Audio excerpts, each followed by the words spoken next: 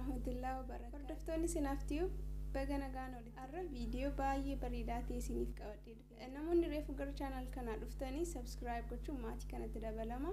Viidiyoon isiniif hojjedhu yoo jaallattan like share gochuun irraanfatina. Akkasumas arra viidiyoo dhimma fuula keenyaa irratti xiyyeeffatuun isiniif qabadhe. Garuma viidiyoottan isin dabarsaa turtii gaarii isiniif haa ta'u.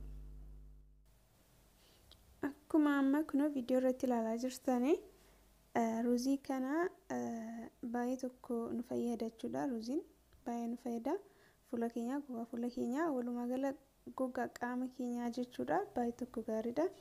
Fuula keenyaaf irra caalaa fuula keenyaaf baay'ee tokko gargaara jechuudha. Fuulli keenya akka nu jalaa walitti hin shabashabne yeroo malee isaaf baay'ee gargaara. Haala garaagaraan fuula keenya nu jalaa gurraachi kalarii isaa jijjiirratee akka isaatti deebisuufis humna cimaa qaba jechuudha. Itti dabalee fuulli keenya akka wantoonni garaagaraa nu irratti hin baane illee nu gargaara jechuudha. Fuulli keenya qulqulluu ta'ee akka turuuf yookiin ismuuzii yookiin lallaaffee akka turuuf baay'ee tokko moisturize illee nuuf godha fuula keenya jechuudha. Isa kan biraa akkuma ilaalaa jirtanii faayidaa qabeessa jechuudha. Amma akkamittiin akka qopheeffamu isinitti agarsiisa. Ruuzii haguma kana qopheeffattu isin haga fedha keessanii qopheeffachuu illee dandeessu. Erga sana miiccitachuudha. Ruuzii qopheeffattanii baay'ee tokko qulqullina isaa eeguun barbaachisaadha. Wanta fuula keenyaatti dibatamu gatii ta'eef qulqullina isaa seeraan eegdu jechuudha. Sanaan booddee distii baay'ee qulqulluu ta'e ni qopheeffattu. Sanatti booda akka madaaltan kana bishaan qulqulluu ta'e fayyadamtaniitu ibiddarra buutanii aga bishaatu ni eegdu jechuudha. Sirriitti bishaachuu qaba. Kunoo erga bishaatee kan isin itti dabaltanii waliin daakamu jechuudha. Aannanii normaalii isin fayyadamnu. Isuma sana hin fayyadamtu jechuudha. Gaafa daakuuf jennu maashinii isin biratti argamu kan daakuuf mijatu jechuudha. Isa qopheeffattu. Isa erga qopheeffattanii akkuma viidiyoo irratti ilaaltan kana tartiibisa. Ruuza kana itti dabalattanii hamma isin barbaachisu. Erga itti dabalattanii booda likkima ruuzichaatti immoo aannan itti dabaltu jechuudha.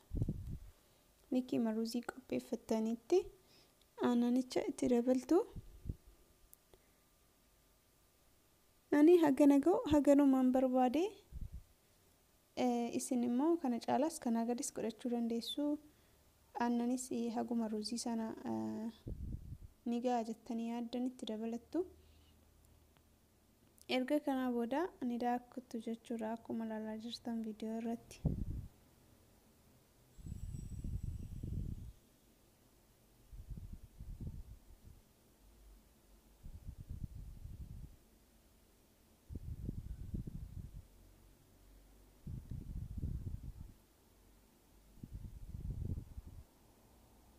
Kunoo akkuma ilaaltan daakii xumureetiin jira. Erga daaktanii xumurtanii kan isin qopheeffattan isaanii qulqulluu isaanii qopheeffattu. Isaanii qulqulluu isaa qopheeffattanii fooxaa qulqulluu yeroo calaltanii isiniif calaluu fi isin rakkisne jechuudha. Kan isiniif calaluu danda'u walumaa galatti isa qopheeffattu. Kunoo ana amma akkasittiin hin calalee fayyadama jechuudha. Isinis akkasitti qopheeffattanii yoo fayyadamtan baay'ee gaariidha. Homaallee ittiin darbu jechuudha. Kunoo akkasumatti isinii ba'a jechuudha. Kana akkamitti furdistanii bishaan ho'aa irra yeroo gootanii isaanii kana bishaan ho'aa irra gootu.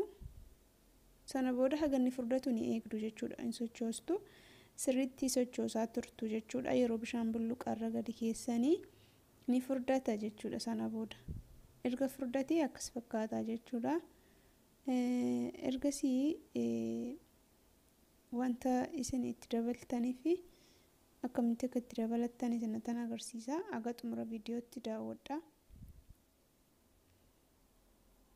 Kunoo amma keessa fakkaateera. Kireemii baay'ee bareedaa ta'e tokko nuuf ta'eera jechuudha. kanatti aansinees immoo waan itti daballu ni jira. Isas immoo daawwadha. Maal qopheeffattu aloe vera naturally isaa yookiin immoo kireemii isaa suuqarraa bitamu yookiin isaa aksiyoo mana keessan biratti kan argamu ta'ellee ni ta'a. Inni kireemiin sunis immoo hin ta'u jechuun miti, innis ni ta'a waanuma isin biratti argamu. Kireemii isaas ta'u isa ani fayyadamaa jiru kanas ta'u lameen keessaa tokko fayyadamtu. Isin irraa dhiistanis yoo isin bira hin jiraanne yoo dhiistanillee homaa rakkoo hin qabu. Akkasumatti kireemii ruuziin duwwaamsaa yoo fayyadamne baay'ee faayidaa qabeessa waan ta'eef baay'ee miidhaan qabu jechuudha.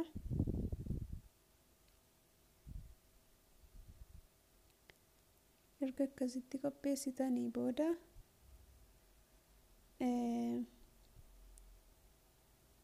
bishaanuma isaa kana akkasitti jalaa baay'eetu hin ta'in xiqqooma ishee isin barbaachisa.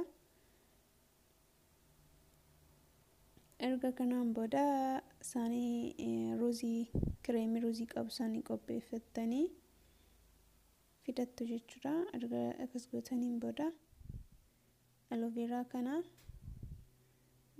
maankiyaa sukkaaraa tokko yookiin lama fayyadamtu akkuma fedha keessanidha. Ergasii olive oilii zayit zeetunii isa jedhamu isaanii fayyadamtu xiqqooma. Akkuma naan ilaaltanii zayit zeetunii warri olive oilii iskinii qabdanii yoo fayyadamullee itti dabalullee dhiistan rakkoo hin qabu.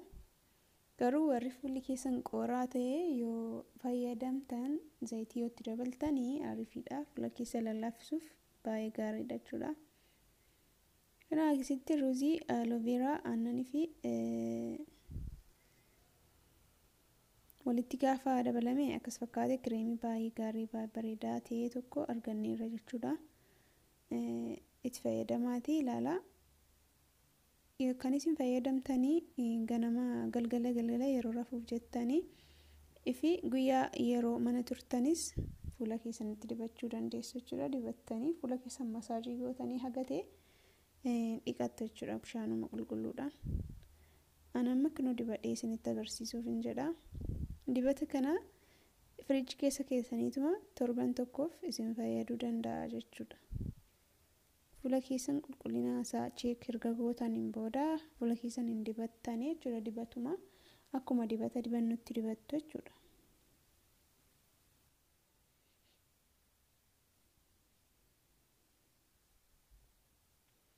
Fuula keessan bakka hunduma isaatiin keessanii dibattu.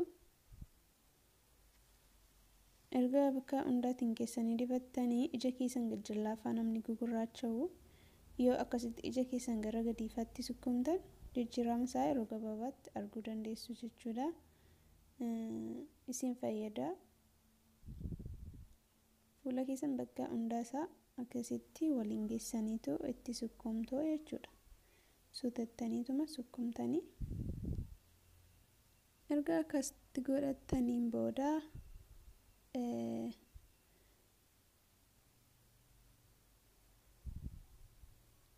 masaajiin fuula keenyaaf baay'ee gaariidha. Fuulli keenya akka nuuf bareeduu fi yookiin akka walitti shunturree nu fayyada. Masaajiin kun baay'ee gaariidha. Fuula keenya yeroo garaagaraatti yoo masaajii goone gaariidha jechuudha. Kun amma xumureeraa fuula koo dhiqadheeraa kana fakkaata. Viidiyoo kana yoo jaalattanii laayik sheer gochuun hin irraanfatina. Viidiyoo baay'ee jaalattanidha. Anaanis waan fayyadarraatiin sheer isiniif godhe. Kana fakkaata. Waan hordoftaniif baay'ee galatooma. Xumureeraa. Baay'ee.